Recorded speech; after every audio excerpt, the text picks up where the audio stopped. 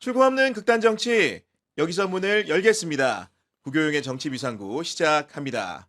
안녕하십니까, 구교용입니다. 6.3 지방선거가 끝났습니다. 민주당이 승리했지만 뒷맛이 개운치 않다는 평가가 나오고 있는데요. 오늘 토요 특별판에서는 이번 선거 결과와 의미 짚어보는 시간을 갖도록 하겠습니다. 함께 이야기 나눌 두 분을 소개합니다. 김갑수 선생님, 민주당 부승찬 의원 나오셨습니다. 안녕하십니까? 안녕하십니까. 안녕하세요. 선거 이후에 처음 뵙는데 마음이 편치가 않습니다, 선생님. 이게 무슨 증후군 같죠? 특히 민주당 지지하는 사람들은 다 일단은 뭐 탓을 찾고 싶은 마음이잖아요, 보통. 근데 탓을 찾을 기운이 없는 거야. 너 때문이야, 그러니까요. 너 때문이야 네. 이러기도. 약간 그 광범위하게 지금 퍼져 있는 이 우울증. 실은 내용적으로야 성공한 맞아요. 뭐, 숫자상으로 그런 이겼습니다, 건데. 분명히. 서울, 대구, 그다음에 부산, 북구 이것이 주는 이제 타격이 크고 네. 평택은 얘기하고 싶지도 않고 뭐 이런 분위기죠. 네. 그러니까 민주당이 사실은 숫자로는 분명히 이겼고 광역단체장 선거로도 12대 4라는 결과를 낳았는데 우리 의원님 보시기에는 선거 총평 좀 어떻게 하시는지 궁금하거든요. 이게 총평이 가능하겠어요? 이제 뭐 민주나 진보 진영을 지지하는 모든 분들이 이게 감정적으로 상당히 힘들어하는 모습을 보이잖아요. 이게 윤석열 될 때랑 비슷한 그런 감정들이 좀 있는 것 같아요. 윤석열 될 때랑 야, 왜 이러지? 숫자적으로는 이겼는데 뭐 이런 생각이 하니까 답답한 거예요. 그러니까 너무 먹먹해지고 이게 참 그런 것 같아요. 그래서 뭐 이 총평을 도저히 뭐 민주당 논리적으로 국회의원으로 총평을 할 수가 없다. 네. 논리적으로 어떤 총평이 가능할까요 하는 생각이 들어요. 우선적으로는 이제 반성이 우선 돼야 되겠죠. 그리고 이제 숫자에 취해서는 안 되고 물론 뭐 숫자에 취하는 사람도 이렇게 선거가 보여준 것 중에 가장 중요한 포인트는 저는 그거로 봐요. 뭐냐면 장동혁 체제와 정청래 체제에 좀 공간을 줬다. 생존 공간을 줬다. 생존 공간을 주었다. 그런 게 좀 있는 것 같아요. 그 결과 숫자가 중에, 주는 의미. 네, 예. 숫자가 주는 의미. 예. 굉장히 오묘하지만 뭔가 좀 밀도 있게 이해되는 측면이 없지 네, 않습니다, 예, 지금. 예. 그런 말씀 주신 건데. 예. 선생님하고 저하고 사실 지난번 선거 이번에 하기 전에 우리끼리 결과가 좀 나쁘지 않을 것 같다. 네. 이번에 좀 될 것 같다. 이런 전망을 했는데 선생님 예측과 결과 좀 다르지 않았습니까? 뭐 다 틀렸죠. 그러니까 밭이라고죠. 보통 선거 네. 기류 이 밭이 이렇게 좋은 경우도 드물어요. 예컨대 서울이 질이라고 생각한 사람은 아마 아무도 없었을 거예요. 민주진영 사람 중에서. 그 밖에도 대구에 대한 기대감도 상당히 컸었고 그다음에 그 부산 북갑은 알 수는 없는데 그냥 왠지 이재명 대통령의 후광으로 막연한 확신이 좀 있었죠. 막연히 지금. 네. 그냥 저러다가도 되겠지 뭐 이런 게 그냥 여지없이 다 깨져 나갔는데 뭘 탓해야 되나 하는 생각이 많이 들어요. 이런 환경에서도 더구나 진다면 뭐 어떻게 앞으로 당면한 선거들을 헤쳐나갈까. 특히 이제 서울 선거에 관련해서는 벌써 15년, 20년 거의 그 정도 된 것 같은데 항상 강남 몰표로 엎어져요. 그 한명숙 대표가 서울시장 나왔을 때 막 광화문 그 시청광장 앞으로 나오라고 네. 그래서 이제 당선 축하.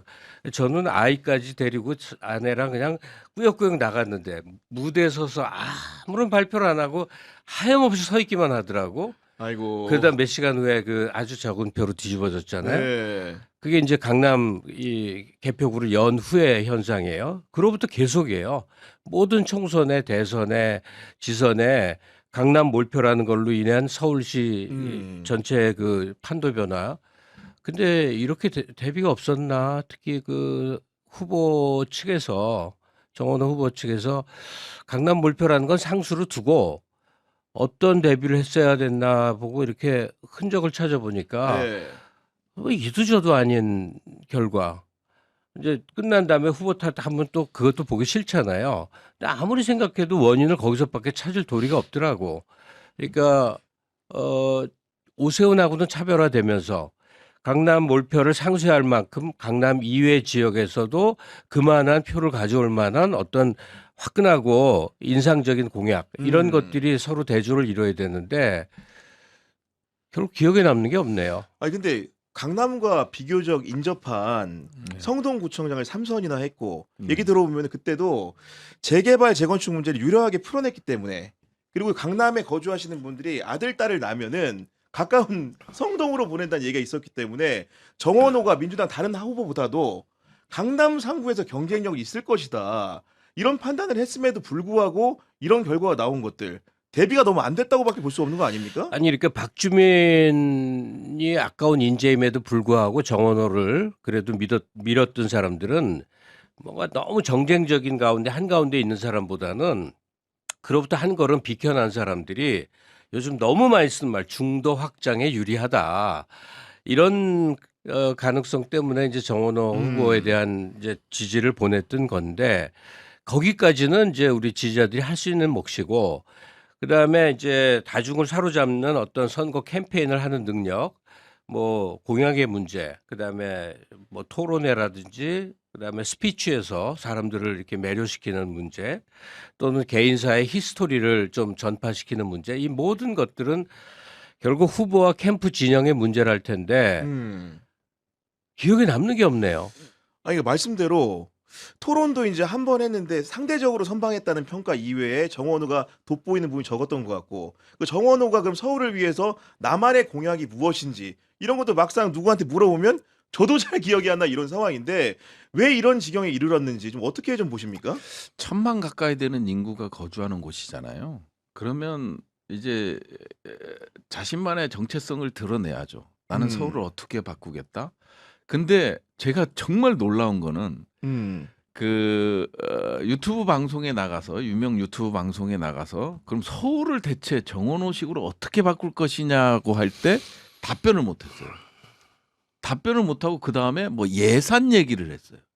그러면서 그게 우리 민주적 진영들이 많이 보는 유튜브 방송이었는데 이게 박제돼서 돌아다니는 거예요.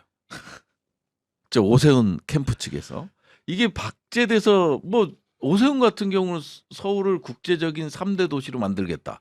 뭐 티셔츠도 입고 다니고 뭐 이런 것들을 이제 이 소구력 있는 캠페인들을 좀 했다면 자기 반성적 그리고 진영 민주 진영으로서의 반성적 평가를 하자면 정말 그 부분이 약했고 네. 그 다음에 이제 출구 조사를 보면서 정말 놀랐던 거는 저는 출구 조사를 보면서 이거 질 수도 있겠다는 그 수치상으로는 이긴 걸로 나오는데 질 수도 있겠다라는 생각을 한 게 뭐냐면 20대 남성들의 75%가 정원호가 아닌 오세훈을 이거 심상치 않다. 선택했다는 거. 30대 남성들도 65%를 오세훈을 선택했고.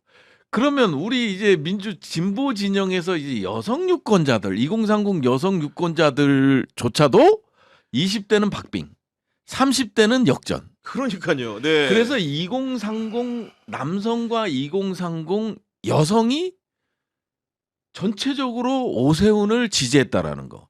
그거를 가지고 강남의 몰표 때문에 이렇게 됐다라고 패배를 분석하는 건 잘못된 거고요. 기본적으로 우리가 우리를 지지할 것이라 믿었던 층들조차도 돌아서고 있다.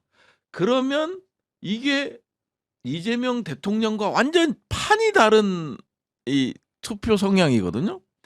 그러면 이 정원호 캠프에서 죄송하지만 이런 부분들도 다 이 캠페인에 넣고 뭔가를 했어야 되는데 대표적인 공약이 없는 상태다 보니까 연령대별로 이 집중적으로 이 마음을 얻을 수 있는 이 정책들이 안 나왔다는 거죠. 공약들이 안 나왔다는 거죠. 그래서 전반적으로 봤을 때는 너무 안일하게 대처를 했고 이게 결국 여기로 왔고 그다음에 또 하나는 뭐냐면 이게 평택을에 혹은 전북에 너무 우리 이 관심도가 서울시장은 뭐 그냥 되는 거니까. 솔직히 그런 무사한 일이 아니, 우리 안에 팽배했죠. 네. 스펀지가 물 빨아들이듯이 오세훈 그 표심이 그냥 점점 빨려 들어가는 이런 전략적 실패도 맛본 거죠. 그러다 보니까 서울은 참 이렇게 질 수밖에 아니, 없었던 근데 게 아닌가. 원인을 찾아가면 이제 지금 이렇게 모아지는 게 있잖아요. 결국 후보와 캠프 쪽의 문제라고 하는 건데 일단 밭에 그러니까 오세훈에 대한 피로감도 있고 네. 그동안에 이제 뭘 했느냐. 그다음에 몇 가지 이제 결정적으로 안전 문제라든지 그다음에 역점 사업 한강버스나 무슨 밭들어충이나 이런 것들이 주는 혐오감이나 이런 거를 정말 일방적으로 생각을 했던 것 같아요.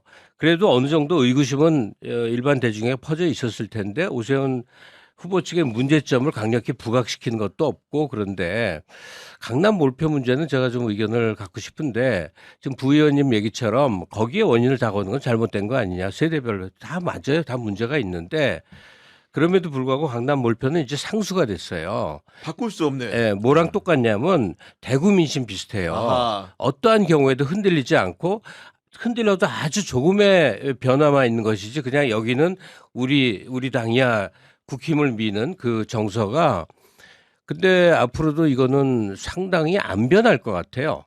그러면 여기에 대해서는 도대체 어떻게 공략할 것이냐인데 아주 잔인하고 마키아벨리즘적인 그런 대책 아니면 이건 해결 자체가 없는 것 같아요. 그러니까 강남 민심을 설득해 보려는 모든 노력은 실패했다. 이번에는 강남 민심에 그래도 비교적 부합하는 후보를 내세워 봤지만 네. 역시나 안 통했다. 그러면 앞으로의 닥쳐올 여러 선거에서도 적어도 강남 표를 상쇄할 만한 어떤 그 대비되는 이 접근을 해야 되지 않겠는가 그 생각을 지금 말씀드리는 거예요. 저는 근데 그 말씀 들으면서도 그러면 이제 민주당이 더 진지하게 이 부분을 논의를 해봐야 되는데 당장 떠오르는 묘수라는 게 사실 없고 제 머릿속 스쳐 지나가는 것들은 강남하면 그냥 부동산이 떠오르니까 부동산 정책을 뭔가 이게 민주당이 질적으로 다른 정책을 추진하는 손 치더라고 한다면은 또 이제 비강남에 거주하는 분들의 뭔가 좀 이렇게 유권자성을 좀 다르게 생각하는 결과를 낳을 수도 있겠다는 생각이 들기 때문에 굉장히 또 어려운 문제긴 한데 아까 선생님 말씀하신 것처럼 애당초 강남은 우리를 안 찍는다라는 편견을 가지고 선거를 하기 때문에 비롯된 문제인 건 분명히 맞는 것 같아요. 이게 우리가 참 어르신들 공약이나 뭐 이런 것들을 보면 이분들에 대해서 아무리 좋은 공약을 내놔도 이분들은 안 찍거든요. 이건 어쩔 수 없는 상수인 것 같아요. 강남이랑 똑같이 연령대층으로 보면 절대 바뀌지 않는 상수와도 같은 그런 거란 말이죠. 강남 아까 저는 딱 들으면서 정말 약간 이 충격을 받았거든요. 어떤 충격이냐면 우리는 좋은 정책, 그다음에 이 사람들을 위한 정책, 그걸 통한 표를 흡수하려는 그 노력들 이런 것들은 끊임없이 해왔어요. 근데 바뀌지 않았죠. 그래서 이제 아까도 얘기한 마키아벨리식 즉 말하자면 이게 결국은 두려움이거든요. 두려움. 아 민주당을 안 찍으면 니네가 욕을 하더라도 민주당을 그렇지. 안 찍으면 네. 이런 정책은 없었어요. 이런 공약은 없었어요. 지금까지. 그렇네. 네. 야 그래 어차피 안 찍을 거 내가 이거를 선심성 공약을 하고 이 사람들을 이해하고 이런 것들이 결국 안 되잖아요. 지금 몇십 년간 87년 체제 이후 네. 뭐가 됐어요? 안 되는 건데 그러니까 그 생각을 못 했던 거예요. 야, 근데 듣다 보니까 두 분의 말이 합쳐지니까 저도 굉장히 영감이 떠오르는데 이재명 정부죠. 예. 국회도 과반이죠. 그런 상황에서 충분히 마키아벨리적인 요인을 가지고 우리를 찍지 않으면 이런 일이 벌어질 수 있어. 선택의 기로에 서게 하는 방법도 있었겠다는 생각이 듭니다, 지금. 그 암시는 사실 이재명 대통령이 다 이미 줘왔었어요. 그러니까 부동산을 필요 이상 보유했을 때 어떤 것이 이익이냐의 선택의 문제라는 거를 더 접근하지 않았을 뿐이지 암시는 줬거든요. 제가 뭐 강남 사는 사람들을 다 아는 건 아니겠지만 누구나 조금씩은 연고가 있잖아요. 그러면 그 공통 정서가 뭐냐면 자기가 찜찜할 때 자기가 정당해지기 위해서는 상대가 악이어야 돼요. 그러니까 부를 축적하는 과정에 찜찜함이 있는 사람들이 자기가 정당하기 위해서는 거기에 대한 상대적을 악으로 만들면 내가 정당해져요. 민주당은 뭐냐? 우리가 열심히 노력해서 돈 버는 우리를 악인 취급하고 무슨 불로소득이나 한 사람으로 취급한다.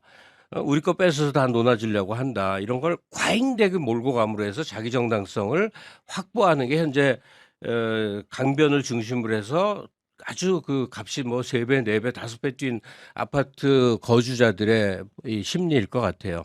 그리고 이걸 바꾸게 할 수 있느냐? 그러려면 민주당이 국힘스러워지는 수밖에 없는데 그건 안 되는 일이잖아요. 그러니까요. 네. 예, 그러니까 지금 말하는 강력한 방법이라는 거는 그냥 선진국에서 보편적으로 하고 있는 방식 있죠.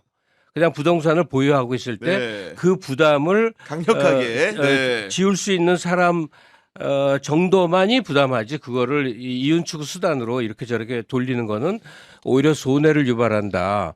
이거는 지금 우리 국민 상식이 됐어요. 그래서 머니무브도 일어나고 있어요. 주식시장으로. 그거 외에는 답이 없지 않겠는가?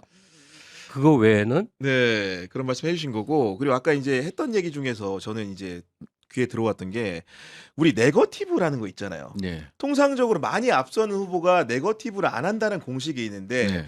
서울이라는 건 과거의 선거례를 보면은 한 번도 민주당 후보가 당선됐을 때도 압도적으로 이긴 적은 별로 없잖아요. 네. 그렇다고 한다면은 언제까지 포지티브 정책에만 매여가지고 이렇게 선거운동을 했어야 되느냐. 오세훈 같은 경우에 초장부터 정원호 후보와 관련된 정말로 신상과 관련된 아, 그럼요. 미확인 그런 검증되지 않은 얘기 의혹들을 숫하게 제기했음에도 불구하고 정원호가 너무 얌전 떨었다. 이런 생각 들거든요. 지금 2030과 60, 70대들을 타겟팅했죠. 근데 이제 그게 먹히는 거예요. 즉 말하자면 우리는 이게 쇼츠를 만들든 뭘 하든 SNS를 하든 자기 방어적인 것들을 해요. 어떤 상황이 터지면 가짜 뉴스다. 이건 파급 효과. 그러니까 이게 어떻게 보면 스필오버가 자체가 안 되는 거예요. 근데 이 보수 진영, 국민의힘 입장에서는 이런 자극적인 거를 가지고 가는 거는 2030이거든요. 여기 잡고 6070 잡으면 4050으로 맞서더라도 안 된다. 포위하면 된다. 이 생각을 네. 하는 거예요. 그러니까 네거티브가 먹히는 거예요. 특히나 2030은요. 이 그 영상 유튜브나 이 정농 지필 뭐 이런 표현도 있긴 하지만 누가 봅니까? 2030 절대 안 봅니다. 그냥 이 속된 말로 우리가 뭐 기자 보니까 야마만 보는 거 아니에요. 아니 맞아요. 예, 이것만 보고 대본에 내용, 뭐 적혀 있는지만 보는 겁니다. 지금. 내용은 안 보잖아요. 네. 이게 먹히는 게 결국은 이 쇼츠라는 것들이 상당히 먹히거든요. 그리고 이런 것들이 우리 애들한테도 들어봐도 게임하면서 이게 완전 돈다는 거예요. 그리고 상대방이 약간 민주스럽다 그러면 집단 이지매로 가는 거예요. 야, 그 게임을 하다가도 네. 예를 들면 그러면 도망 나오는 거예요. 이런 방식으로 가는 그래서 이런 전략들이 있었는데 그럼 정은호는 아니 정은호라고 하면 안 되고 서울시장 캠프에서는 대체 뭘 갖고 하는 거예요? 뭘 갖고 하는 거예요? 아니 근데 네거티브 대응 문제는 부산의 전재수가 모범을 보였던 것 같아요. 전재수가 모델 케이스다. 네. 예. 그러니까 기본적으로 박형준을 향해서 거리가 많은데도 거의 네거티브를 안 했어요. 공개적인 자리에서. 그러다가 TV 토론 때 한 방 터트리더만요. 아하, 중요할 때 한 방. 예, 그 아파트 판다고 약속해놓고 뭐냐 이제 몇 번 던지는데 근데 기본적으로 전재수와 박형준은 둘이 뒤 구린 거 네거티브로 지지고 볶는 분위기가 아니라 전재수가 하는 말을 들으면 가슴이 뛰는 거야. 부산이 미래 그냥 완전 해양 수도로서 북극 항로의 기점으로서 막 여러 가지 그 희망적인 얘기가 나오는데 네. 그게 구라 같지가 않고 저 사람의 그 열정적인 표정 그냥 막 정말 그걸 제대로 하고 싶어서 몸부림치는 그 일에 대한 열정 이런 게 막 쏟아지니까 그 에너지에 감화돼서 그 어려운 부산밭을 이겨낸 것 같거든요. 네.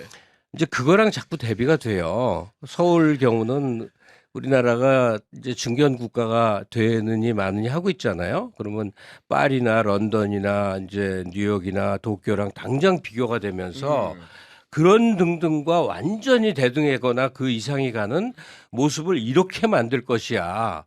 뭐 이런 식으로 확 보여준 것들 이런 게 너무 없었다. 또 정반대로 과거에 박원순 시장이 될 때 보면요. 그때 박원순 시장이 그렇게 현란한 공약이 없었어요. 그랬던 것 같아요. 네. 근데 왜 됐느냐 지금 생각해 보면 옛날에 서울시가 복마전이었어요. 비리와 부정부패의 온상처럼 여겨졌다고.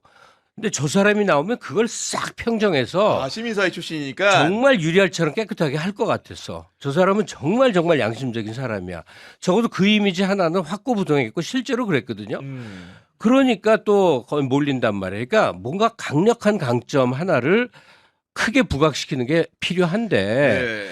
오세훈은 그나마 디자인 서울 한강 르네상스라고 뭐 되도 않든 말든 하여튼 뭐 멋있게 하겠대. 멋있게 하겠다고. 근데 그게 이 오세훈에 반대하는 사람들은 그걸 헛구호로 들을 수는 있는지 모르지만 조금 한 발 떨어져서 보는 사람은 굉장히 이 긍정적으로 볼 요소도 많단 말이에요. 네.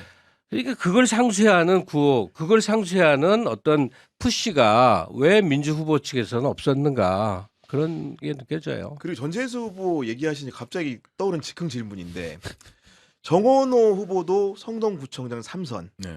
전재수 후보는 국회의원 3선인 건데 국회의원을 하고 계시니까 그럼 시야의 측면도 좀 말씀해 주신 것 같아서 네. 드리는 질문인데 기초단체장을 하는 것과 국회의원을 하는 것, 그 광역단체장이 나왔을 때 좀 비교가 될 것도 같아요. 솔직히. 사실은 국회의원하고 이제 구청장 3선의 중량감은 저는 다르다고 봐요. 중량감은 다르고 이제 국회의원은 기본적으로 정부를 상대로 하고 있기 때문에 이제 좀 다른다고 보는데 근데 이제 성동구청장으로서 너무 잘했죠. 잘했죠. 너무 잘했죠. 네. 너무 잘했는데 이번 캠페인도 잘했으면 좋았을 텐데 좀 아쉬움이 남는데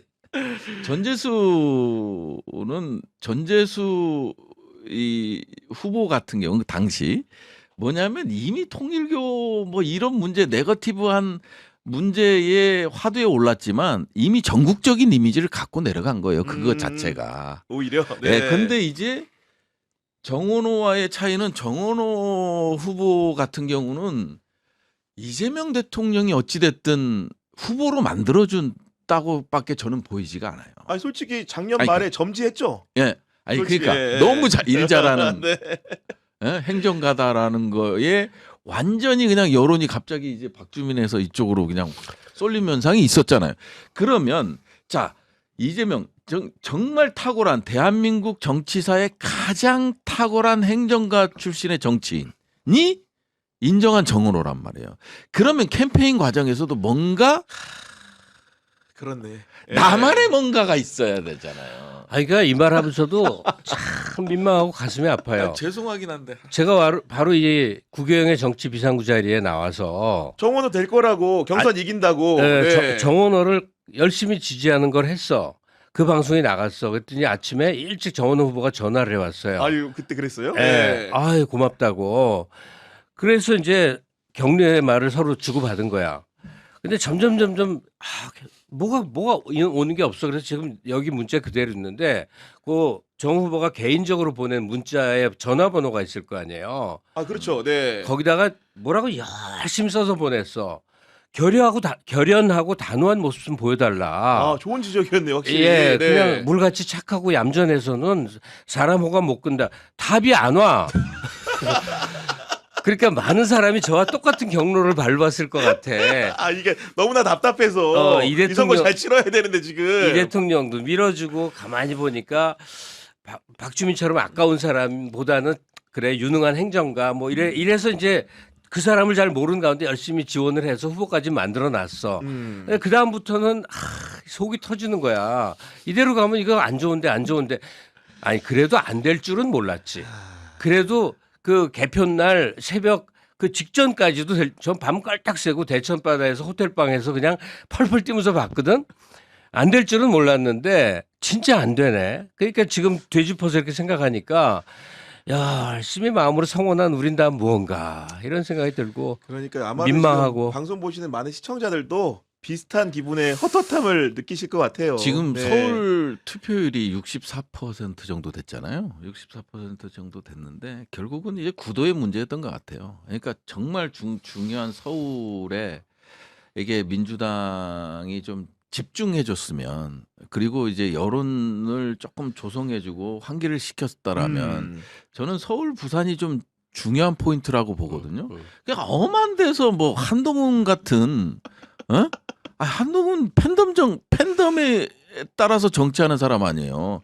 이재명의 빨대 꼽는 사람 아니에요. 그래서 음. 이제 팬덤을 일으키는 이런 쪽에 이 선거의 어떤 중심이 같다라는 거, 지방선거의 중심이 같다라는 거, 그 다음에 평택을 맞습니다. 이게 네. 이 중심이 같다라는 거. 그러니까 정작 중요한 뭐 서울을 비롯한 부울경 이쪽에는 전혀 이 언론도 그렇고 전혀 이게 여론의 집중을 끌어들이지 못했어요. 그것도 하나의 영향이에요. 만일 여론에 집중이 됐으면 뭐 네거티브가 됐건 좋은 공약이 됐건 한 번 더 이제 서울 시민들이 됐건 경남 도민들이 됐건 이렇게 딱 한 번 더 이게 노출이 될 수 있고 그러다 보면 투표를 포기했던 분들도 나설 수 있고 그랬는데 너무 이번 선거는 서울시장도 뽑나? 이런 이미지자 이런 생각들이 많이 아니 들었잖아요. 뭐 정말 맞는 말씀이시고 결국 정치적 에너지를 우리가 나눠서 쓰는 거고 총량은 정해져 있는데 네. 그 에너지를 네. 어떻게 보면 잘못 쓴 측면이 없지 않고 평택으로 다 갔죠. 넘어가야 되는데 지금 대화 넘어갈 건데 어떤 거냐면 이번 선거가 되게 특이한 거는 그 네거티브가 밖으로 향한 게 아니고 우리 안을 향한 네거티브가 많았어요. 선생님 어떻게 보셨습니까? 아니 그건 뭐 우리가 다 알고 있는 거잖아요. 그래서 뭐 거의 왼수처럼들 댓글에 이렇게 쓰잖아요. 근데 이게 두 개를 좀 나눠서 생각해야 될 것 같은데 하나는 이 내부 분열상이 과연 이 전 국민에게 인지가 되고 있었는가 하는 거예요. 우리가 흔히 말하는 정치 고관여층이라고 그래서 관심 많은 사람들은 지지고 볶고 싸우는데 쟤들 왜 저래 정도지 그게 그렇게 보여졌는가 하고 그다음에 원래 민주당을 지지하는 사람들 간에는 그야말로 정말 심각하게 이제 다투는 게 보였어요. 저는 지금도 그 의혹이 끊이지를 않는데 그냥 원래 지지하던 사람들이 편이 갈라져서 싸우는 거인지 모르지만 과거서부터 이재명 죽이기에 나섰던 그 세력들은 직업적으로 어떻게든 당을 분열시키는 거 자체가 목적이었던 일련의 집단들이 활약을 했고 그걸 정면으로 봐왔었거든요. 그래서 그들이 작동하는 건지는 모르겠는데 또 알려진 유명한 사람들조차도 편이 갈려서 막 이렇게 그러니까 다퉈요. 현상적으로 네. 신인구가 막 유시민 때리고 뭐 이런 모습 있잖아요. 유시민이니까도 신인규 때립니다. 이렇게 그러니까 약간 익명화해가지고. 이게 그러니까 그 일부 세력의 무슨 이상한 짓만은 아니네 이제 이렇게 됐어요.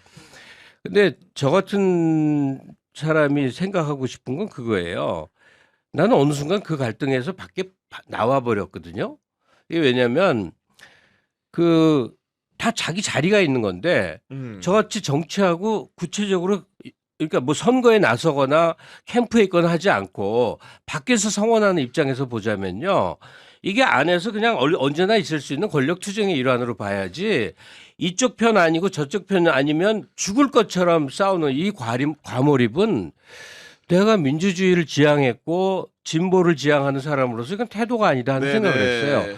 그래서 한 발을 빼고 본다면 뭐 애니카드 컴이에요. 예컨대 평택에서 조국이 돼도 장단점이 있고 김용남이 돼도 장단점이 있고 심지어 김재현이 돼도 장단점이 있다. 이렇게 생각을 하기로 했어요.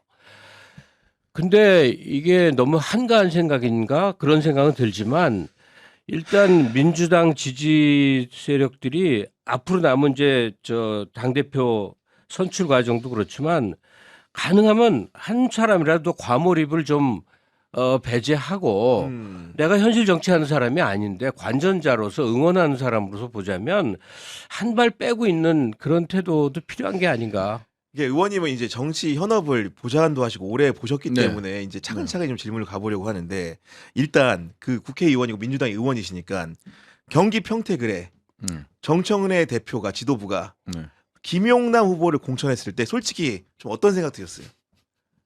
이거 진짜 해보자고 하는 카드로 느꼈는지 아니면 어부질이 뭐 이렇게 이런 생각 좀 하면서 했다고 느끼셨는지 솔직한 심경이 궁금합니다. 사실 많은 후보들을 찾았겠죠. 왜냐하면 이제 민주당의 원칙이라는 게 있었어요. 뭐냐 사고 지역이라도 전부 내보낸다. 이 원칙이 있었어요.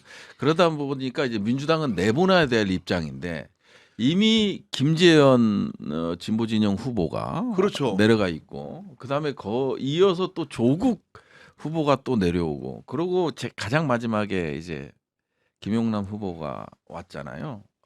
근데 사실 과연 김용남이 맞았나 하는 생각은 좀 들더라고요. 왜? 그 지금도 풀리지 않는 의문이에요. 지금도 풀리지 않는 의문이 왜 김용남이었을까? 그러니까 저도 지금 풀리지 않아서 아니, 이거를 여쭤보는 못 겁니다. 예. 찾았을까?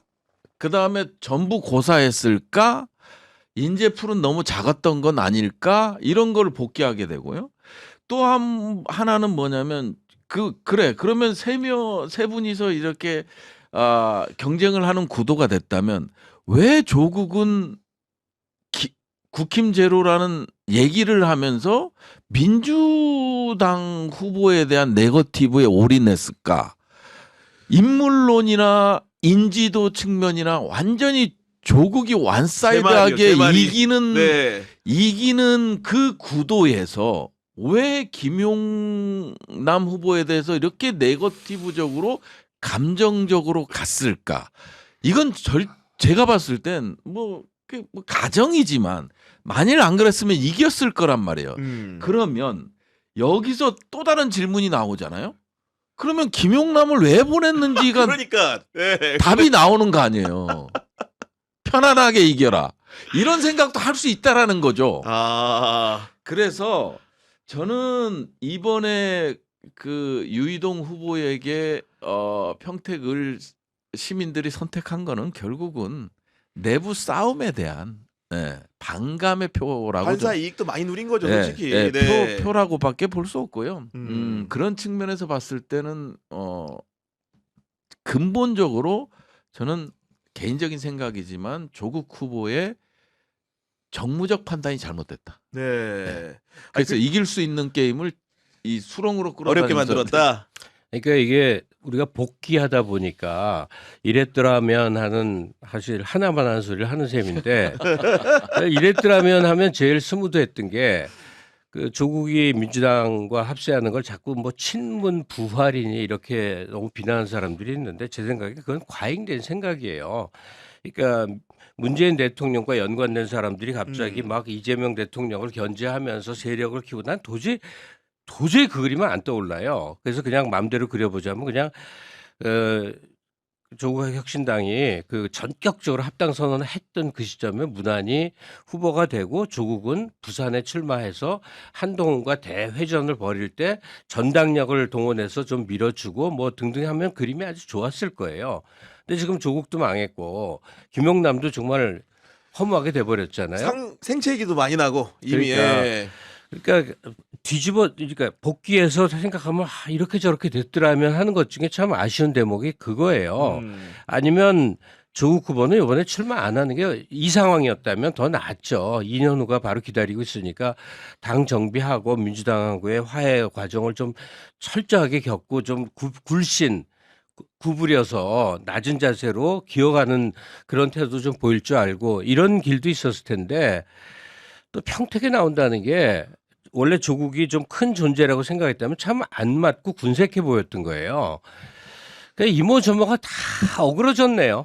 지나놓고 보니. 아까 의원님 말씀하신 건 좀 더 명확하게 이제 그 혹시 시청자들이 오해하실까봐 좀 전달하면은 예. 그 의원님 생각은 그 김용남이라는 카드를 썼을 때 아마도 조국이 이제 뭔가 대인배적인 풍모를 했다라면은 아마도 당선 가능성이 높았다 이런 생각을 말씀하신 거죠. 아니 그러니까? 그거는 네. 김용남 후보도 얘기했던 거예요. 그러니까 즉 말하자면 사실은 딱 정치의 어떤 중량감, 무게를 놓고 보면 조국이 훨씬 앞서죠. 누가 조국이 떨어진다고 김용남보다 떨어진다고 생각을 했겠습니까? 그런 상황에서 과연 그런 정무적 판단밖에 안 나오느냐? 진짜 국힘 제로라고 얘기를 했으면 계속해서 이제 유이동 후보에 대한 공격과 이런 부분이 가미가 돼야 되는데 엉뚱하게 에너지를 다른 데 썼잖아요. 그리고 솔직히 얘기해서 저는 민주당이 과연 애초에 공천할 때 여기는 사실 조국이 유리한 후보를 내줬구나 하는 생각도 들었어요. 김용남 후보한테 죄송하지만 근데 이 실책은 결국 김용남을 띄워서 2위까지 만든 거는 조국 후보예요. 조국 자초한 혁신당 겁니다. 네. 자초한 거예요. 이거는 명확히 저는 안고 갔으면 이게 해결하고 갔으면 좋겠다라는 생각이 들어요. 네, 그런 부분이 그래서 있는 거고. 망치를 치는데 항상 비껴치는 사람이 있어요. 그러면 아니 그런 것까지 아니 조국의 속마음으로 내가 빙의해서 생각해 보면 이번 선거에서 네거티브가 발생한 거는 우리 모두의 예상을 벗어난 거였거든요. 그렇죠. 그러니까 조국이 그동안 들어왔던 너는 선비질만 하느냐, 너는 그러니까 너도 현실 정치라는 욕망의 덩어리처럼 솔직해야 되는데 고상한 말만 하고 폰만 잡느냐. 그러니까 나도 네거티브 할 수 있고 나도 이전 투구 할 수 있고 나도 권력을 위해서 이렇게 할 수 있어를 한번 보이고 싶었던 것 같아. 그래서 그래야 될 때는 안 그러고, 안 그러고 이럴 때는 안 그래야 될 때 갑자기. 망치를 계속 비껴치는 그 모습이 아닌가. 그러니까 아까 두 분 말씀 공이 제가 동의하는 게 저도 이제 정당에 계신 분들하고 대화를 좀 하게 되잖아요. 이 선거 초입에 이제 이렇게 구도가 짜졌을 때 조국혁신당 계신 분이 물어보더라고 의견을. 그 기자니까 그 언론이니까 편하게 얘기해달라고 해서 저는 조국 후보가 김용남을 만났을 때 한 번 좀 안아줬으면 좋겠다. 그러니까 어쨌든 간에 선거를 하고 경쟁을 하는 거지만은 그런 조국 후보가 가진 이미지라는 거는 국회의원 일개 후보가 아니고 전국적인 지명도를 가진 대선 후보급이기 때문에 그렇죠. 그런 풍모를 좀 보여줘야 된다라는 조언을 했는데 네. 그 말과 정반대로 하더라고. 제가 보니까 가자마자 신문사에서 뭐 인터뷰하는 앞뒤로 나오는 부분이 있었는데 서로 딱 구도가 화해나 이 협력적 경쟁 구도가 아니라 뭔가 한번 제대로 붙어보겠다는 구도를 만들었어요. 이게 조국 후보는 대선급으로 평가 오르내리긴 하지만 실제 그 자리에 가본 사람이 아니잖아요. 그래서 안철수예요, 안철수. 안철수. 가보지 않은 사람이요. 가보지 않은 사람이기 때문에 그런 전략적 정무적 판단을 하는데 오류가 많은 거예요. 제가 봤을 때 만일 이재명 대통령 뭐 이렇게 그동안의 역대 정치 지도자들은 절대 그렇게 안 하죠. 기본적으로. 근데 이제 그런 거시적인 흐름 속에서 나의 방향을 잡는 거지 정치 리더들은. 근데 이 미시적인 거에 꽂혀서 나의 방향을 이루는 게 정치 초보라는 거예요. 아니 이게 조국이 정치 그러면 이게 문자가 어마어마하고 오기 때문에 그 얘기는 아니지만 네. 이 실책은 그거죠. 나는 대선급이다. 그러면 이제 거시적으로 방향성을 잡고 이렇게 가야 되는데 미시적인 거에 꽂혀서 거시적인 방향이 뭐였지? 막 두리번거리는 이런 모습을 보였죠. 그러니까 저는 우리 조국 후보님은 존경은 하지만 다시 정치적 리더로서 부활할 수 있느냐. 이거에 대해서는 좀 그리고 타이밍도 안 맞는 게요. 회의감이 들어요. 조국 후보하면 지금 떠오르는 게 사회권 선진 구간이에요. 그게 이제 과거 진보들의 주의 주장이 최대한 약화된 주장이에요. 근데 세계적 대세에서 그건 이미 지나간 얘기가 돼 버렸어요. 지금 같은 그러니까 이 미국형이 문제라고 비난을 하면서도 어찌할 수 없이 그 방향으로 끌려가는데 60, 70년대 북유럽이 했던 그런 사회권 주창을 해봐야 지금 무슨 그게 어떤 감흥이 없어요. 감흥이 일단 우리가 추구해야 될 앞날에 갇히거나 먼 미래라도 그렇게 가는 게 아니라 다른 형태로 넘어가고 있어서 조국 혁신당의 저 주의 주장, 특히 사회권 선진국을 만들기 위해서 하겠다는 그 복지 강화적 제도 개선이 어떤 사람들에게 이 어필이 되겠는가 그 생각이 들어서 조국 대표 개인 말고 그 주장의 효용도 그 당이 있어야만 되는 효용도에 대해서는 좀 회의가 많이 생기죠. 우리가 평택을 선거를 지금까지는 이제 조국이라는 사람을 중심에 놓고 좀 해설을 했는데 이번엔 김용남이라는 사람의 시점에서 좀 해설을 좀 해보고 싶은 겁니다. 김용남 후보는 이런 당의 부름을 받았을 때 사실은 굉장히 이렇게 본인도 설왕설래가 있었을 것 같은 것이 분명히 그 공천을 받기 전주에 하남에 계신 본인 하남. 선산을 찾아가서 사진을 올리면서 사실상 나를 하남에 보내주세요 이렇게 요청을 한 상황에서 정당의 판단을 받은 겁니다. 중앙당의 판단을. 그러면서 평택을 가세요라는 말을 들었을 텐데 지금 선거가 끝난 김용남 후보는 좀 어떤 생각을 하고 있을지 우리가 추측을 좀 해본다면 정치인이시니까. 아니 네. 제가 봤을 땐 괜히 나왔구나 하는 생각. 왜냐하면 이게 뭐 자꾸 복귀하는 것 같아서 그렇긴 하지만 결국 졌잖아요. 그리고 과연 김용남 후보가 얻은 건 뭘까요? 그러니까 저도 그런 부분들이 걱정되는 거예요. 예. 그러면 조국과 마찬가지로 여기서 2년을 버텼으면 본인한테는 더 좋은 기회가 왔을 겁니다. 김용남도 뭐 조국보다는 인지도나 뭐 중량감에서 빠지긴 하지만 대체적인 평가가 그럼에도 불구하고 윤석열 정권에서 뛰쳐나와서 결국 윤석열의 탄핵에 앞장섰던 인물이란 말이에요. 맞아요. 온갖 방송에 예. 정말 힘을 많이 썼습니다. 네. 앞장섰던 인물이기 때문에 만일 2년이 지났더라면 그리고 이제 계속 누워서 생각하는 게 아마 그거 아닐까요? 민주당은 왜 나를 평택해? 그러니까 저도 그 생각 할 것 같아서 말씀드리는 이게 거예요. 예. 가장 왜 여기서 나는 2년 후를 보고 접지 못했을까? 혹은 뭐 정부 차원에서도 불러줄 수도 있는 거고. 심지어는 당시 저희 방송 나오셨는데 공직 후보자 검증 중에 이렇게 공천 제안을 받은 거더라고요. 아, 그러니까 본인 입장에서는 선택의 기로에서 정치를 택한 거예요. 그렇죠. 근데 네. 그럼에도 불구하고 김용남은 유권자보다는 정치인들에게 연구 대상이 돼야 된다고 생각해요. 아, 연구 대상이다. 네. 왜냐하면 저도 이제 김용남하고 그 KBS 라디오에 맞대결하는 그 프로를 했었기 때문에 정말 꼴통소리 하던 사람이거든요. 그렇죠. 그 사람이 이쪽으로 옮겨와서 보여준 모습. 옛날에는 신문에 잠깐 방송에 1분 30초 나왔기 때문에 그 면모를 잘 몰라요. 근데 지금은 유튜브를 통해서 긴 시간 접했는데 놀라울 정도로 많은 사람들이 김용남에 대한 애정을 보입니다. 놀라울 정도예요. 저도 방송하면서 정말 많이 느꼈어요. 꼭 솔직히. 예. 조국을 반대하는 입장 때문에가 아니라 그냥 개인적 호감들을 많이 갖고 있어요. 그래서 그 개인의 이 과거의 허물 같은 게 나오고 대부업체니 뭐 나와도 어떻게든 그걸 우호적으로 덮어주고 감싸주려는 마음이 더 크다는 걸 봤어요. 그럼 그게 그 연출에서 만들어져서 가짜로 가공이 되는 거냐고.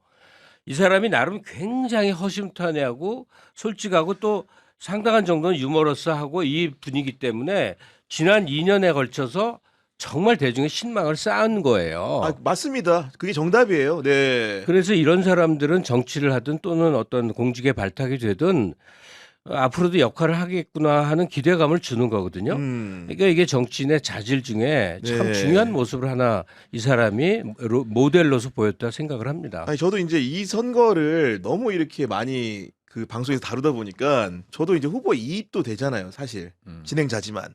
그 김용남 후보에 대해서 여러모로 생각도 개인적으로 많이 해보고 우리 시청자들의 그 열화 같은 반응을 보면서도 아, 왜 이런 것일까를 고민을 좀 하다가 이번 선거가 끝나면 제가 문자를 드렸어요. 그랬더니 이제 답이 오셨는데 뭐라고 왔냐면 많이 도와줬는데 죄송합니다. 감사한 마음 잊지 않겠습니다. 이렇게 왔는데 이분의 이런 그 어떻게 보면 약간 무미건조한 그런 답변인데 아까 말씀 주신 것처럼 나를 왜 당이 평택을 보냈을까부터 해서 정말 김용남의 머릿속은 상당히 조국보다도 복잡할 수 있다 이런 생각이 들었어요. 그럼요. 예. 그리고 상당히 복잡해질 수밖에 없고 그 다음에 이제 이번에 본인의 선택이 과연 2년 후에 또 안 좋은 쪽으로 나와버리면 더 힘든 과정이잖아요.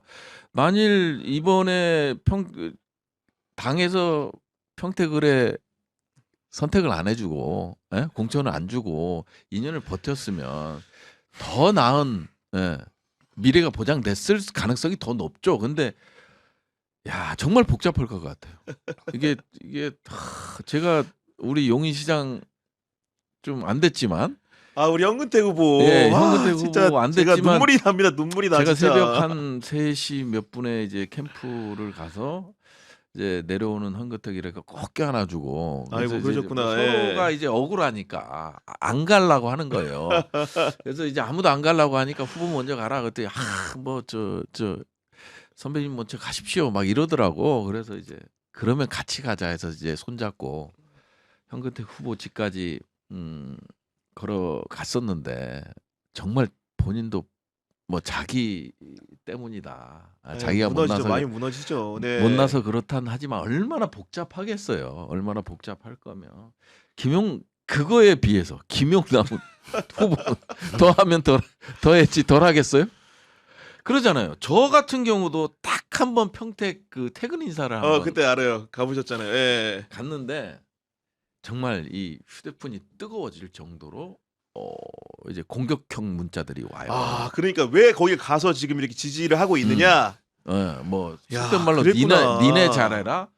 개 XX라는 진짜요? 이런 분들 그러니까 솔직히 저를 도왔던 사람들도 그렇게 하니까 저와 돌아서는 야. 이런 현상들이 정말 많이 나타나고 그러면 이게 고관여층들이 이런 문자를 보낼 텐데 고관여층이 이렇게 많나 하는 생각이 드는 거예요. 왜 그러냐면 이게 휴대폰의 성격상 이제 중복 메시지들은 걸러질 거 아니에요. 그냥 하나의 번호로 오는데 전혀 다른 번호가 막 600통, 700통씩 오니까 야, 이건 다른 사람들이잖아.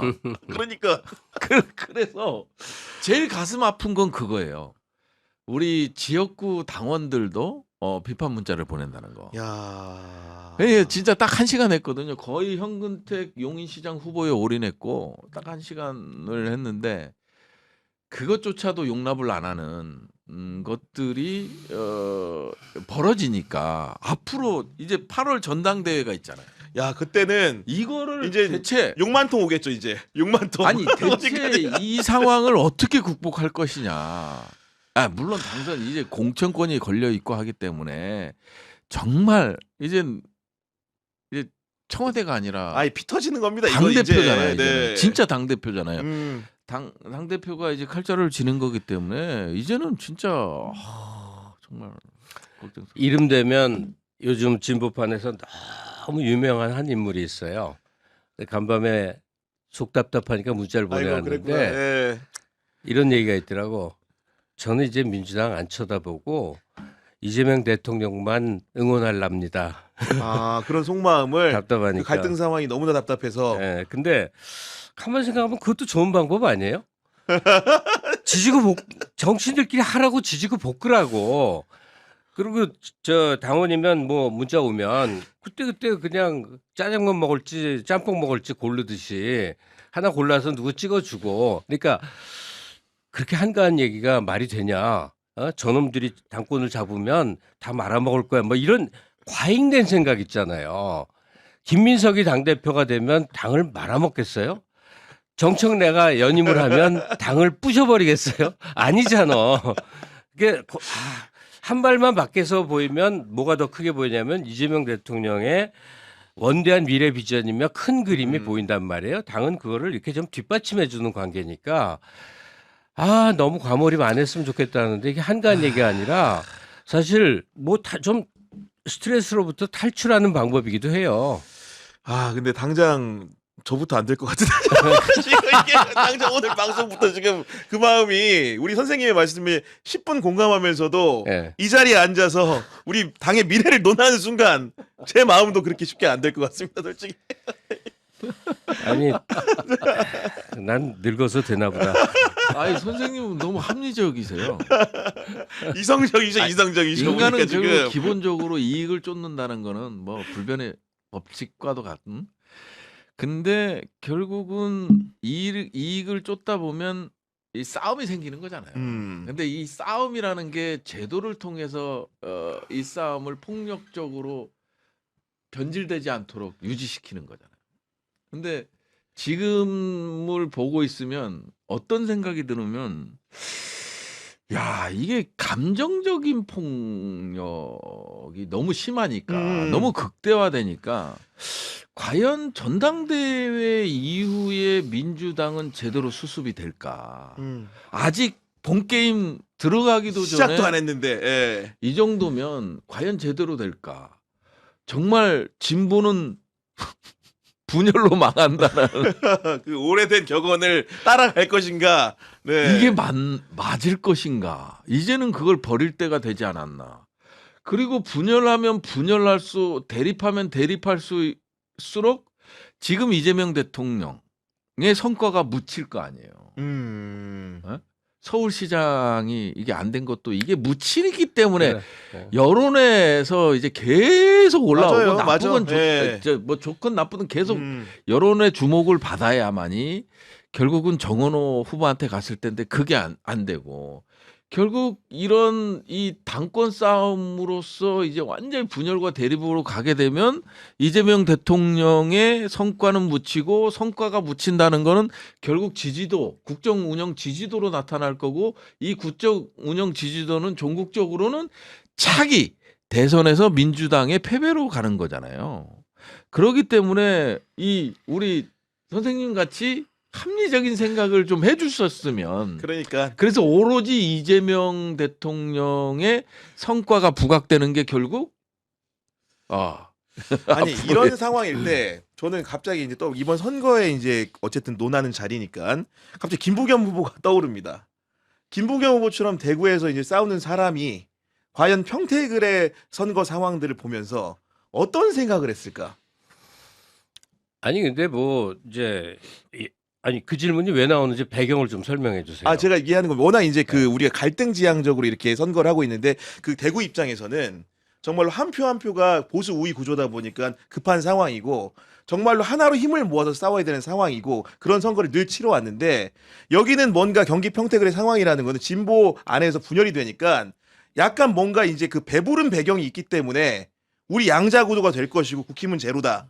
이런 식의 사고방식을 했다라는 그 상황들을 대구에 있는 대구 선거를 돕거나 대구 선거에 출마한 사람들은 그렇게 생각할 수 있다는 생각이 아니, 그러니까 들어서 너무나 드린 겁니다. 정반대 네. 선거운동이었는데 네. 김부겸은 대구 시민 마음을 얻느라고 모든 노력을 다한 거고 평택의 우리 쪽 두 후보는 서로를 지지고 볶느라고 그러니까요. 네. 평택 시민들 마음이 아예 담기질 못했어요. 그러니까 이건 뭐 보나마나한 이제 싸움이 결과론적으로 그게 보이는 거잖아요. 그러니까 어떻게 해야 되고 상대가 누구 이전에 그 유권자에게 더 호소해야 된다는 그 명백한 거를 잃어버릴 만큼 이 내부 그러니까 이 후보들 간에 다툼이 격화됐고 이 격화된 다툼을 그러면 누가 먼저 이제 도발을 했느냐 자꾸 후보한테서 보지만 패가 갈려서 싸우게 된 유권자 지지자들 평택에 살지도 않는 외부의 민주당 지지 그룹들의 그 몸부림치는 이제 전투 의지, 이 삶의 모든 스트레스를 정치에다가 이제 투사해 갖고 마구 쏟아붓는. 아니 근데 저는 개인적으로 궁금한 게 이거 정치부 기자면서 이렇게 어리석은 질문이지 알지만 드립니다. 솔직히 공천권이 걸린 당대표 선거고 전당대회이기 때문에 네. 의원들이 사실 굉장히 민감하게 나올 아유 것이고 엄청 민감. 불을 보듯 뻔한 상황인데 이런 상황에서 평화주의자의 의원들이 투표할 가능성이 있습니까 없습니까? 예를 들면 없어요. 없죠. 네. 없어요. 그러니까 그 네. 대구 잠깐 얘기하면 뭐 김부겸 후보의 인물론적인 것도 있지만 결국은 이제 대구가 이재명 정부에서 대구가 배제된다라는 두려움이 강했다고 봐요. 그거를 김부겸은 정확히 공략을 했던 거고. 맞아요. 그러니까 그 정도가 나온 올라온 거지. 거지. 예. 아까 얘기한 그대로예요. 이게 마키아벨리식 두려움이 존재했던 거예요. 이재명 정부가 경제나 뭐 주식이나 이런 것들이 또 국민연금 또 이제 엄청난 또 이익이 남고 이것들을 어떻게 배분하는 과정, 그다음에 군공항 이전, 대구의 핵심적인 이전부터 시작을 해서 엄청난 자금이 들어가야만이 대구가 한 단계 업그레이드 되거든요. 근데 여기서 추경호를 보면 내란의 중요 임무 종사자인데 그러면 아무리 이 추경호가 대구시장 솔직히 얘기해서 시장이 공무원 과장도 만나기 어렵거든요. 그런 상황에서 자기 거를 가지고 가서 이거 해 주십시오 그러면 위에까지 올라가질 않는다. 정책 결정권자까지 올라가지 않는 거예요. 그러니까, 그 두려움이 있는 네. 거예요. 그렇기 때문에 이번 대구는 이게 잘 맞았던 거예요. 김부경이라는 인물하고 그다음에 이제 이재명 정부의 경제적 성과, 과실 이런 것들이 어떻게 배분될 거지? 우리 대구는 배제되는 거 아닌가 하는 두려움. 야 이렇게 할 거면 야 대구 없는 셈 쳐. 뭐 이렇게 갈 수도 있는 거잖아요. 사실은 아예 대통령은 모를 수도 있는 거고 올리질 그렇죠, 않는데 그렇죠. 어떻게 예. 알겠어요. 그러면 대구가 이게 언제 10년 후입니다 하고 넘어갈 수도 있는 거잖아요. 그러니까 이런 것들이 있는데 평택은 좀 다른 거예요. 그러니까요. 네. 평택은 이기는 지역구. 이기는 지역구였고 네. 정확히 이기는 지역구고 이런 소외된다는 두려움이 없는 거예요. 전혀 이게 구도 자체가 완전히 그러니까요. 다른 구도였다라는 거죠. 그리고 이제 그런 말씀 주신 거고 좀 약간 화제를 바꿔가지고 이 한동훈이라는 사람 이 얘기 안 할 수가 없는데 국회에 들어왔습니다 지금 선생님. 한동훈의 당선 선생님은 좀 이렇게 선거 레이스 보면서 솔직히 예측을 하셨어요? 난 안 될 걸로 봤는데, 그러니까 모든 예상이 난 다 틀렸어요. 그러니까 뭐 왜냐면 그 60대 할머니라는 그 팬덤들이 가서 설치는 거지 실제 지역민에게 표를 얼마나 얻을 것이냐 그런 건데 그 한동훈 지지자들이 막 얘기하는 걸 내가 쇼츠에서 봤는데 하정우 걔 얼라라오 얼라. 얼라다, 얼라. 얼라처럼 굴었지. 꾸벅꾸벅 절하면서 나중에 좀 세련돼졌는데 그 한동훈이 국회에 들어오고 이준석이 국회에 들어오고 김태규가 국회에 들어오는 아니 물론 약간 이질적으로라고 주장을 합니다. 본인들 같은 경우에는 예. 지금. 그렇죠. 이질적이죠. 근데 이제 그 보수라는 이제 전체 덩어리를 네. 보면 그러니까 한동훈이라는 무소속이 온 게 아니라 이제 국힘의 외연, 국힘의 어떤 덩어리가 이제 오는 건데 그들끼리 어떻게 합쳐질 것이냐 합종 연횡을 봐야 되고 이제 민주당도 지금의 과정을 보면 최악의 그림이 우리는 이미 경험상 있어요. 야, 그렇지. 열린 우리당이 생기고 구민주당이 싸우면서 자기네 대통령을 탄핵시키고 이후 지지구법 가서 당명이 거의 매년 바뀌고 당대표가 맨날 바뀌면서 이 당이 왜 있어야 되느냐 이렇게까지 맞습니다. 하다가 네. 그걸 한 10년 겪고 수습이 돼서 지금의 이제 민주당이 된 거예요. 그러니까 민주당도 이재명 대통령의 모든 공적이 당 싸움으로 다 가려지고 당 막 쪼개질 듯 말 듯 맨날 지지고 볶고 이렇게 갈 수도 있고 국힘은 그게 한동훈이 됐건 또는 어떤 사람이 됐건 해서 좀 지금의 극우 세력과는 결별하면서 네. 당내 이제 한 30만 된다는 열성 그 태극기 네. 지지자들 극우 지지자들을 차라리 제거해내서라도 아주 온건한 보수 세력으로 제가 지금 이 그림을 왜 그리고 있는지 모르겠는데 최악의 상황도 있을 수 있다는 얘기예요. 야, 근데 제가 봤을 때 한동훈이라는 사람이 국회에 들어오면은 조용히 입 다물고 있을 리가 없겠죠. 그렇죠. 상임위에서도 굉장히 이렇게 논변을 펼칠 텐데 네. 그 상임위에 우리 부승찬 의원 정도 되는 언변 있는 사람 들어가야지 뭔가 상대 아니, 가능할 것 같은데 지금 아니 보니까. 하정우가 토론에서 보여줬어요. 아, 한동훈을 상대하는 법. 이게 뭐냐면 그간은 뭐 대정부 질문을 하든 뭘 하든 전부 다 당했죠. 뭐 정청래 대표 같은 경우는 뭐 기름장어 뭐 이런 표현을 하면서도 이기진 못했죠. 네. 사실은 그거를 이제 하정우가 보여줬고 그동안은 한동훈의 뭐 치부라든지 뭐 실책이라든지 이런 게 드러나지 않는 상황에서의 싸움이었잖아요. 그렇기 때문에 한동훈이 유리하게 비춰지는 측면이 있었어요. 근데 지금은 다르죠. 완전히. 그 전에 법무부 장관이었을 때 언론에 노출된 한동훈이 팬덤 현상을 일으키는 거고 지금까지 끌고 오는 건데 지금은 한동훈의 약점이라든지 한동훈의 치부라든지 이런 것들이 일정 부분 나온 상황에서 맞대결을 하는 거잖아요. 그 맞대결을 하는 데 있어서 하정우가 보여준 것도 있고 하기 때문에 충분히 학습 효과가 됐어요. 아, 된다. 그래서 네. 말발로는 이 말로 토론으로는 질 거라고 보진 않아요. 네. 그리고 한동훈이 토론회에서 홍준표랑 하거나 그 다음에 나경원이랑 할 때 보여준 거는 결국 머리에 든 건 없잖아요. 기술 요인이 맞지. 기술 요인. 기술적 요인과 일명 깐죽으로 대변되는 상대 비아냥 이거에 이제 분노에 스스로 무너지는 상대방이 무너지는 그런 모습들이 보여졌는데 이걸 하정우가 좀 보여준 게 있잖아요. 그렇기 때문에 한동훈 후보 같은 경우도 이제 당선이 되고 진짜 올바른 정치인 그리고 보수를 재편성하겠다라는 마음을 갖고 있으면 정말 치열하게 공부를 해야 될 것 같아요. 기존의 팬덤과 깐죽으로 네. 상대방을 제압하던 시대는 지금 지났고 이미 모든 게 드러났다. 아니 그러니까 민주당이 한동훈을 이제 대하는 거는 지금 말씀하시는 거에 그대로 있는데 한동훈이 이제 와서 지금의 이제 보수 야권을 재편하는데 어떤 역할을 할 것이냐 분명히 이제 장동혁, 류영의 세력들하고 이제 맞대결이 벌어지면서 뭐 그렇겠죠. 네. 이제 그래도 거기 100명이 넘는 의원들이 어느 쪽으로든 쏠리면서 재편이 될 거란 말이에요. 거기 한 축인 거는 분명하니까 거기에 대한 대응이 우선 제일 중요한 일 아니겠어요? 아니 근데 지금 많은 분들이 그 사실 국회 운영 원리를 잘 모르시니까 네. 한동훈이 법무장관한테 검사 출신이니까 자기가 뭔가 경험해보고 네. 대통령과 맞설 수 있는 법사위에 가고 싶지 않을까 네. 이런 생각도 많이 하는데 네. 무소속으로 들어오면은요 네. 상임위 배정 좀 어떻게 되는지 설명 좀 아니, 부탁드립니다. 이거 보니까 아니 본인의 선택이 거의 작용 안 하는 거지. 이거 많이 모르는 무소속은 분들이 안 많아 합니다. 지금. 그리고 네. 그냥 소수 정당도 안 돼요. 원내도 소수 원내도 안 돼요. 자기 마음대로 네. 배정할 수 있는 게 아니기 때문에 그리고 뭐 지금 현재는 어찌 됐든 장동혁 체제잖아요.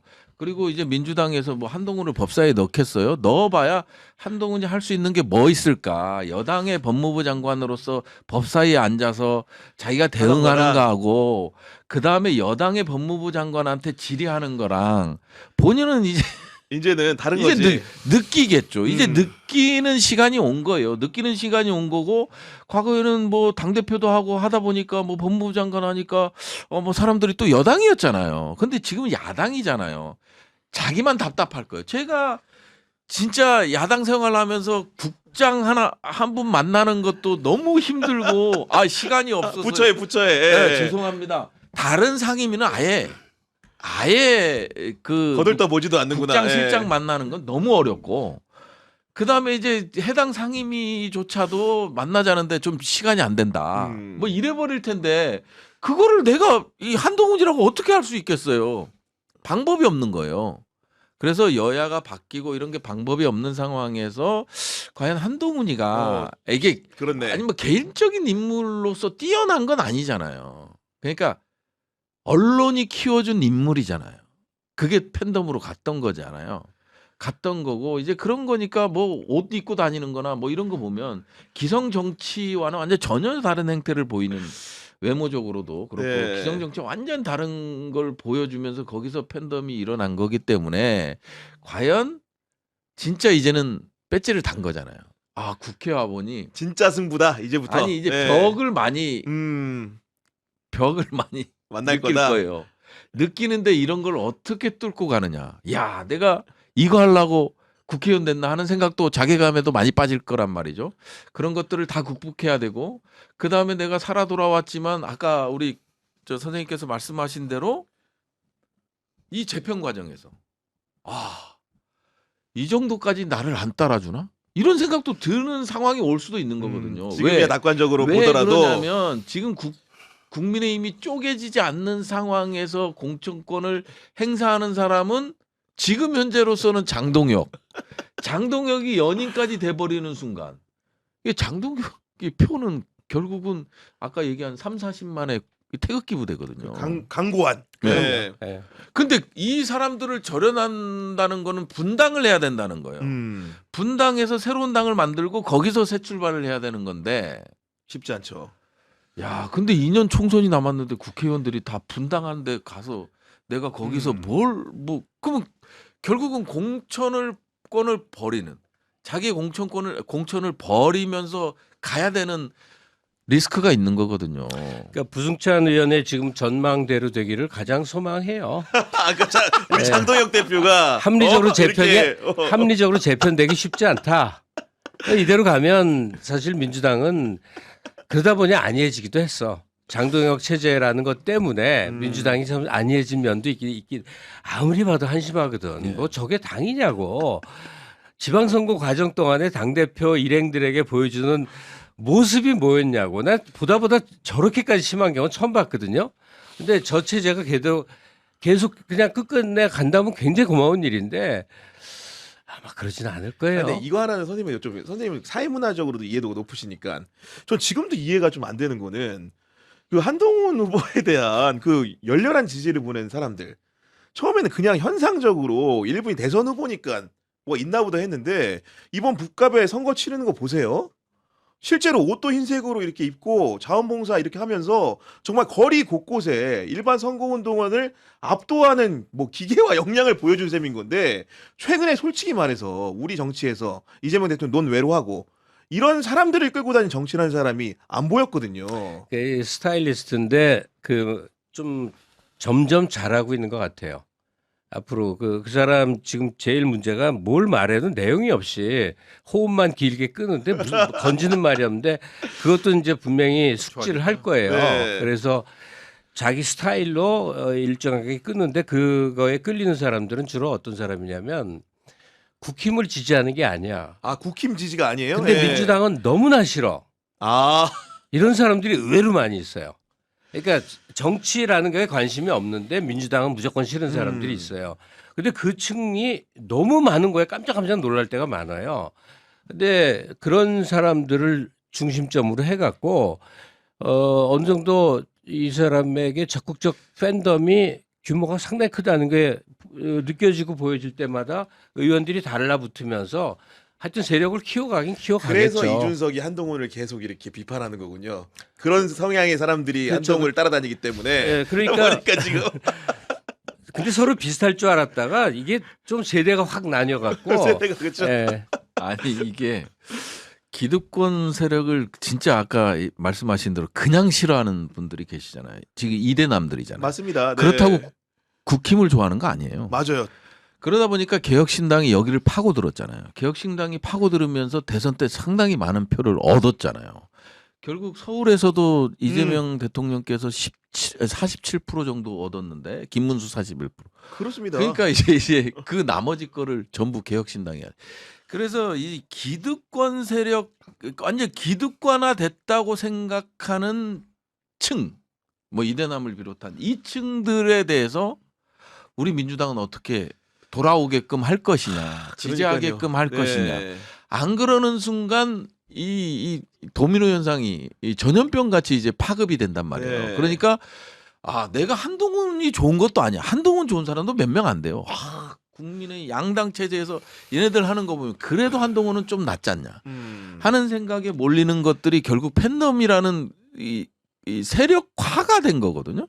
그렇기 때문에 이런 부분들을 사전에 차단하는 거. 물론 오세훈이라는 또 리더가 있기 때문에 한동훈이 그냥 급작스럽게 뭐 대선급으로 올라오긴 어렵다. 그리고 전 정권에서 검사 출신들은 이게 어떤 국가의 리더가 돼서는 안 된다. 그런 공감대가 예. 국민들한테 일부 형성이 돼 있죠. 예, 형성이 네. 돼 있어요. 그러면 그러기 때문에 이제 오세훈 시장이 이제 어떤 자리를 포지셔닝을 어떻게 가져갈 것이냐에 따라서 저는 이제 뭐 먼 미래 일이지만 오세훈 시장이 상당히 영향력이 커질 수밖에 네. 없다. 이런 민주당을 일종의 그냥 싫어 하는 세력들이 40%뭐 그중에 국힘도 싫어한 게 뭐 한 20, 30% 그러니까. 20% 정도 네. 되는 거 아니에요.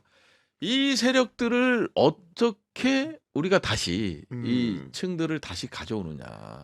그래서 저는 그 생각을 해봐요. 이대남들이 싫어하는 이유가요. 뭐냐면 가장 큰 이유는 피해 의식이잖아요.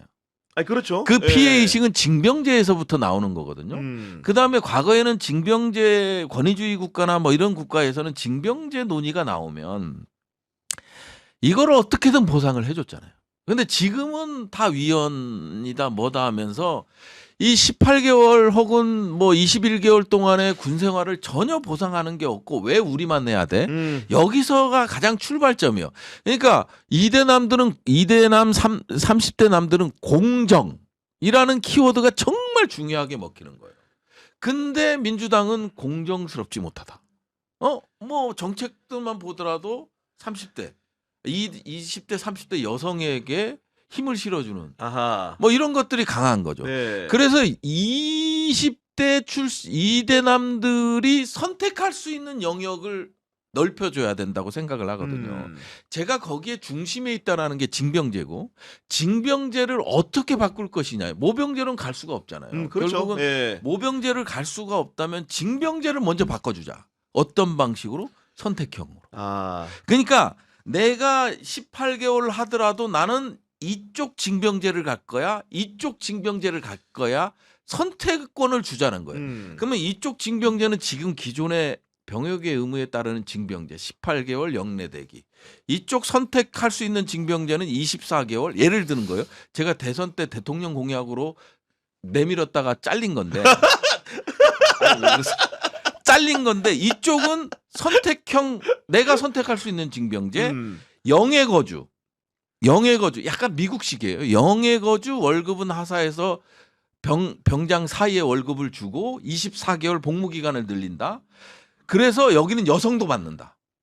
다만 이쪽으로 몰릴 가능성이 있잖아요. 내가 영해 거주하고 저녁에 학원 다니고 병원도 뭐 하고 그다음에 이제 후방 지역에 근무하게끔 되고 그러면 자연스럽게 이쪽에 쏠릴 현상도 있고 그다음에 애인이랑 동거도 할 수 있고 어머니 집에서 출퇴근할 수도 있고. 근데 24개월을 두는 거죠. 다만 이쪽으로 몰릴 가능성이 있기 때문에 실링을 5% 정도 두는 거예요.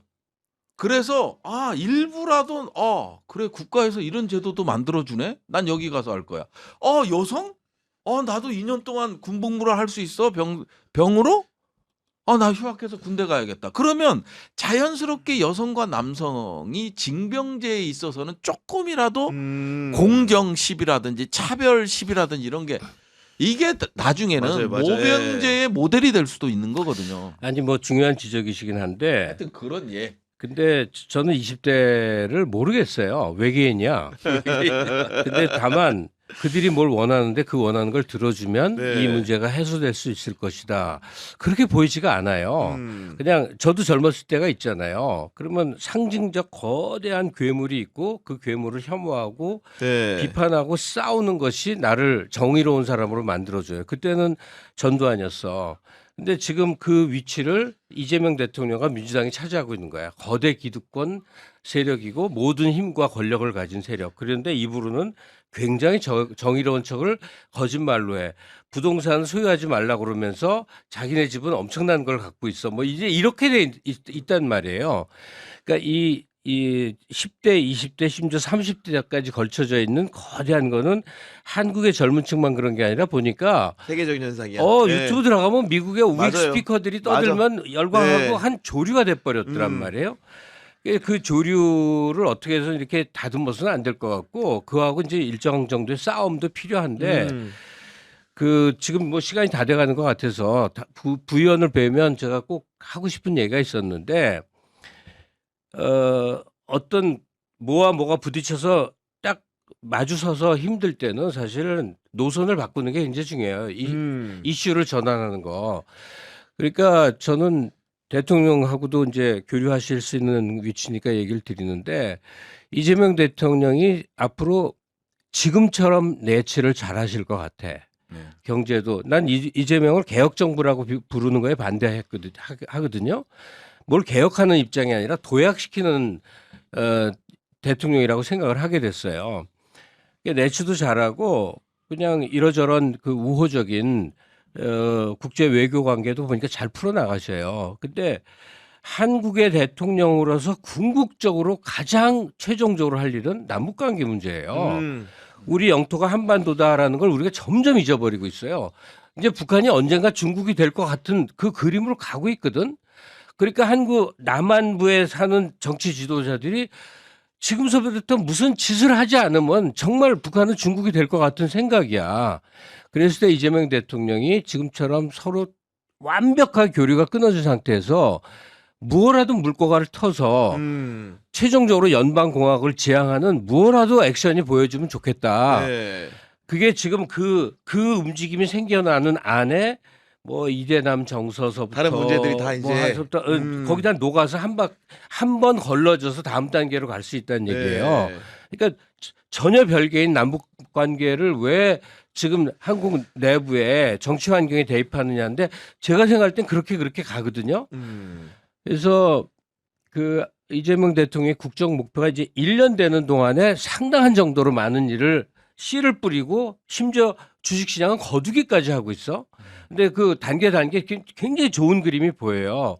근데 종국적 단계인 남북 관계에 대한 어떤 액션이 이제 시작돼야 된다. 그러려면 현직에 계시는 분들이 네. 프로그램을 자꾸 만들어서 자꾸 대통령과 교류를 해야 되지 않느냐 그 얘기를 드리고 아니 싶어요. 군사 분야 전문가신데 실제로 그런 물꼬가 있는 희망적인 부분들이 조금 있어요. 어떻습니까? 사실은 지금 꽉 막혀 있는 거죠. 아예 대답을 안 하니까 응답을 자체를 안 하고 그 다음에 남북 관계 뭐 정동영 뭐 통일부 장관께서 얘기한 걸 가지고 막 문제가 되긴 했지만 그것도 남북 관계와 관련된 건 아니잖아요. 뭐 핵 시설과 관련된 거기 때문에 역대 정부 중에 남북 관계가 변수가 되지 않는 정부가 이재명 정부인 것 같아요. 그래서 그러다 보니까 지금은 남북 간에 뭐 어떤 돌파구를 마련한다는 거는 상당히 어려운. 왜 변수가 안 되냐면 예. 무관해져 버린 예, 거예요. 아 무관해졌다.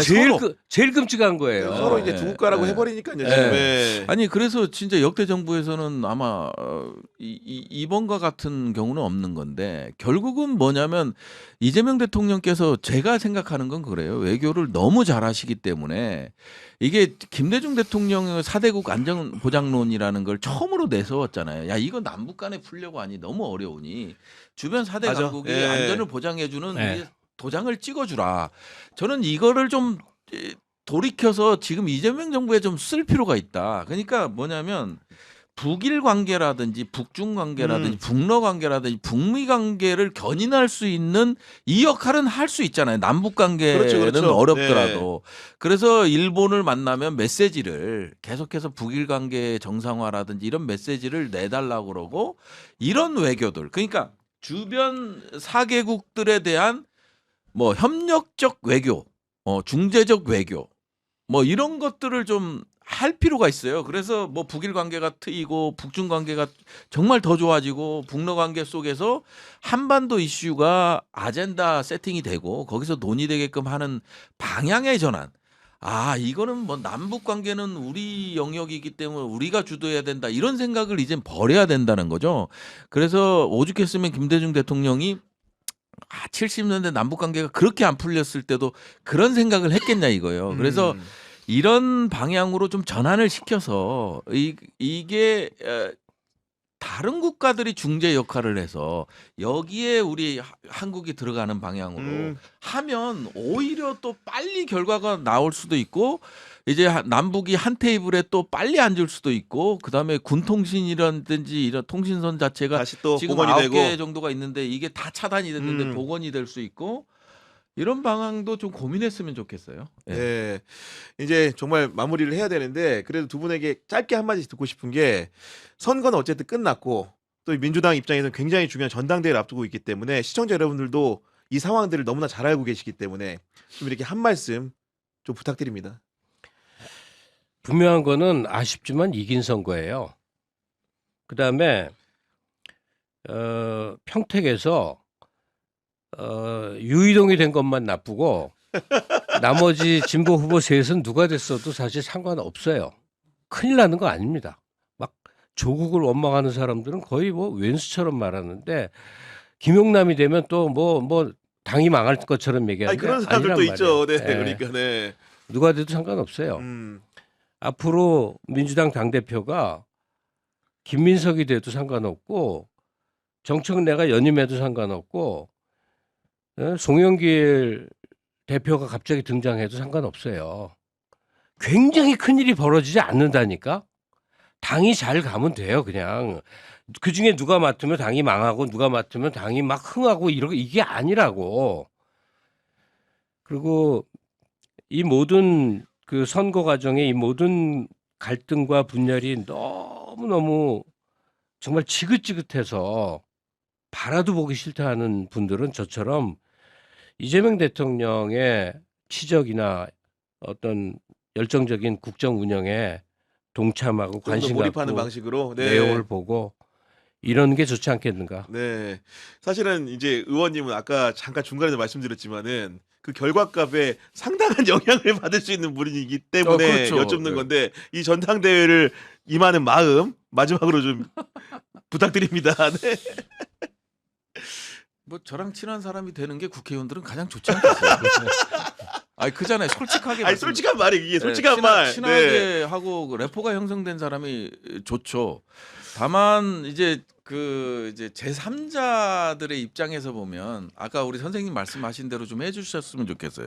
저는 자칫 전당대회가 완전 과몰입되고 아까 말씀하신 대로 과열 현상이 일어났을 때 이재명 대통령의 성과, 치적 가려집니다. 이런 것들이 가려지면 결국 국민들도 불행한 거거든요.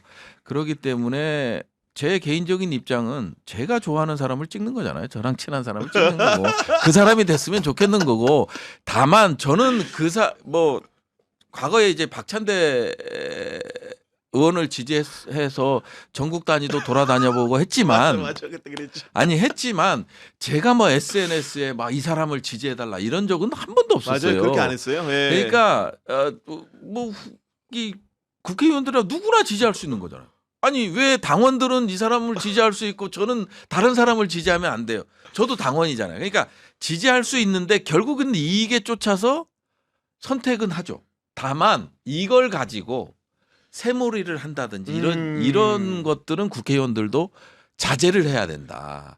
자기가 지지하는 걸 표명하는 네. 거고 그다음에 여기 이 관중들이 그거를 보고 판단을 하는 거지. 야, 우리는 전부 누구로 밀어야 돼. 이런 것 좀 안 해줬어. 아, 저 박찬대 의원 따라다니면 까먹고 있었는데 갑자기 좀 많은 분들이 좀 상기를 했을 것 같다는 생각이 좀 들고. 아니, 예. 박찬대 주저한 거는 원내 대표, 아니, 부대표. 맞아요. 예, 저 압니다. 그리고 예. 1년간 사선을 같이 넘었어요. 그러니까 아니 그리고 실제로 정청래 대표 많은 분들이 모르시는데 대변인 직함 받으셨잖아요. 아, 그렇죠. 예, 당대변인. 많은 분이 모르셔서 문제긴 네, 한데 네, 지금 보니까 당대변인. 네. 아니 그러니까 이제 결정 났기 때문에 그러니까, 일단은 네. 당 지도부에 또 힘을 실어주는 것도 필요한 거죠. 네, 아, 네. 어쨌든 두 분 말씀처럼 그 전당대회 경쟁을 하더라도 좀 이렇게 흥미로운 경쟁 그리고 공정한 경쟁 네거티브를 좀 줄이고 서로가 서로를 뭔가 검증하는 방식이라는 것도 나쁜 점을 도려내기보다는 좋은 점을 극대화하는 방식으로 좀 해보면 어떨까. 네. 지금 이번 선거에서 많은 분들이 상처를 입으셨잖아요. 전당대회는 좀 달랐으면 좋겠다는 말씀드리면서 오늘 방송 마무리하도록 하겠습니다. 지금까지 김갑수 선생님, 부승찬 의원과 함께했습니다. 경향TV는 내일 오후 4시에 인물비상구로 돌아옵니다. 오늘도 긴 시간 시청해주셔서 감사합니다.